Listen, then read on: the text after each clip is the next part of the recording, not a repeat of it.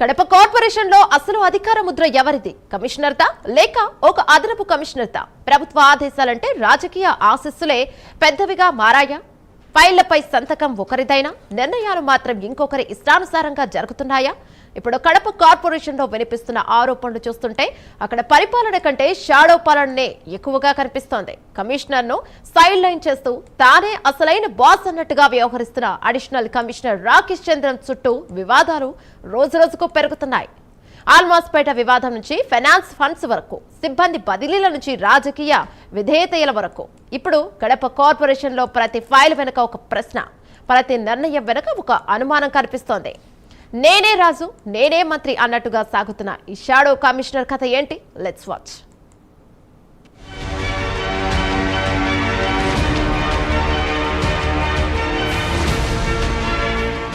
కడప నగరపాలక సంస్థలో ఇప్పుడు అధికారాల కంటే వ్యక్తిగత ప్రభావమే ఎక్కువగా పనిచేస్తోందన్న చర్చ జోరుగా సాగుతోంది. మున్సిపల్ కమిషనర్ ఉన్న నిర్ణయాలు మాత్రం అడిషనల్ కమిషనర్ రాకేష్ చంద్రన్ చుట్టూనే తిరుగుతున్నాయన్న ఆరోపణలు వినిపిస్తున్నాయి.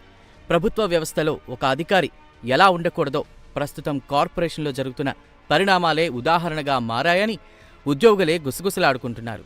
కమిషనర్ బంగ్లాను ఖాళీ చేయకుండా అదే అధికార హోదాతో కొనసాగించడం, కమిషనర్కు కేటాయించిన వీసీ రూంలోనే కూర్చుని ఫైళ్లను క్లియర్ చేయడం, అధికారిక వ్యవస్థను పక్కన పెట్టి తానే తుది నిర్ణయాధికారిగా వ్యవహరించడం ఇప్పుడు తీవ్ర విమర్శలకు దారితీస్తోంది.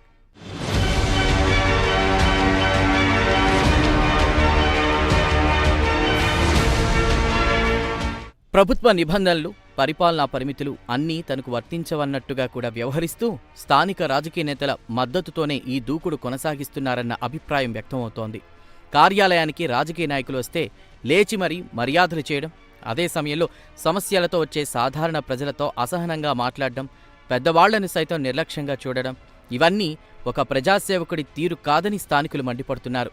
ప్రజా సమస్యల పరిష్కారం కంటే రాజకీయ విధేయతే ముఖ్యమన్న భావనతో కార్పొరేషన్ నడుస్తోందన్న ఆరోపణలు రోజురోజుకీ పెరుగుతున్నాయి.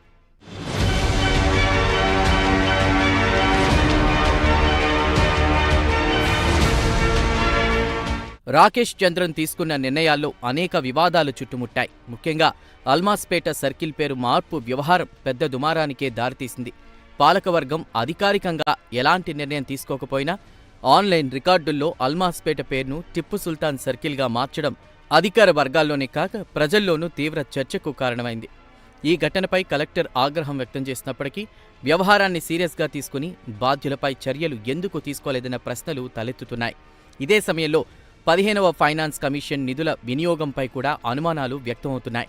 పాలకవర్గం తీర్మానంతో టెండర్లు పిలిచిన పనులను ఒక్కసారిగా నిలిపివేయాలని ఆదేశించడం, తర్వాత పరిస్థితి వేడెక్కడంతో తిరిగి వెనక్కు తగ్గడం, ఈ మార్పుల వెనుక అసలు కారణం ఏమిటన్నది ఇప్పుడు హాట్ టాపిక్గా మారింది.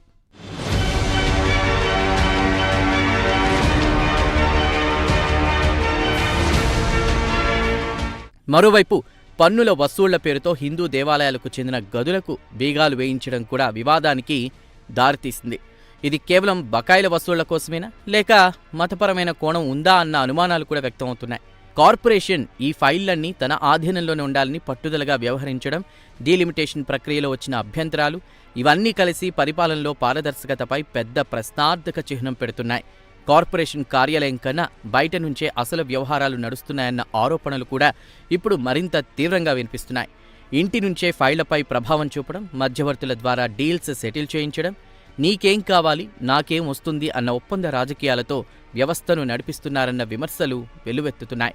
కమిషనర్ అనుమతి లేకుండానే సచివాలయ సిబ్బందిని బదిలీ చేయించడం, నిబంధనలకు విరుద్ధంగా హెచ్ఆర్ఏ డ్రా చేశారన్నటువంటి ఆరోపణలు, అధికార వ్యవస్థను తన చేతుల్లోనే ఉంచుకోవాలన్న ప్రయత్నాలు, ఇవన్నీ ఇప్పుడు చర్చనీయాంశమయ్యాయి.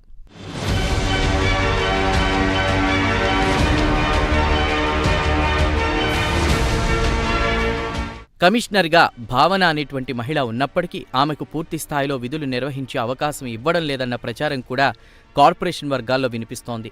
లోకేష్ పర్యటన తర్వాత తన స్థానం మరింత బలపడిందన్న ధీమాతో రాకేష్ చంద్రం వ్యవహరిస్తున్నారన్న ప్రచారం కూడా ఊపందుకుంది. మళ్లీ నేనే వస్తా, నాదే షాడో కమిషనర్ పవర్ అంటూ ఆయన సన్నిహితుల వద్ద వ్యాఖ్యానిస్తున్నారన్నటువంటి చర్చ ఇప్పుడు రాజకీయ వర్గాల్లో హాట్ టాపిక్గా మారింది.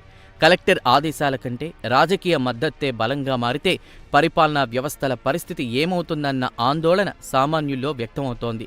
అధికార వ్యవస్థ ఒకరి వ్యక్తిగత ప్రభావానికి లోబడితే చివరికి నష్టపోయేది ప్రజలేనన్న విమర్శల మధ్య కడప కార్పొరేషన్లో ఈ వివాదాల అధ్యాయం ఎక్కడికి దారితీస్తుందో అన్న ఆసక్తి నెలకొంది.